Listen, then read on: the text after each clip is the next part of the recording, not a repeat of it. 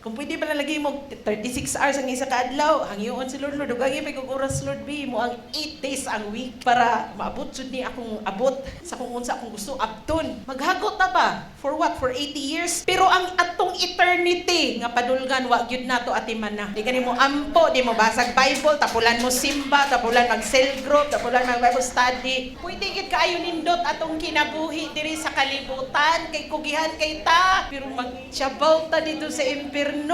Dili pwede. Dapat Lord, maghago ko diri, maghago pug ko for my eternity. Kay mas dugay ang eternity sa 100 years. May lag maabot og 100 years, yag 40 ra kataman. That is the reality of life. Kung mag-gym ang galing ka, kay gusto kag na kay biceps o triceps, tagay pog biceps na imo ang espiritu. Kung kaarsa ka og dako nga dumbbells, kanang kaya nimo arsahon ang bugat nga problema. Kay lig-on atong espiritu. Inatiman atong espiritu. Dili nato pasagdan ang pag-train sa atong spiritual, ang pagbutang sa atong espiritu into training. Apil kita sa mga training, mentoring, unsa pa na dira no nga makadungog ta sa kung unsa ang mga instructions ni Lord, ang mga wisdom nga gikan sa mga men and women ni Lord, ato nang i-pursue kana dapat ang atong i-pursue.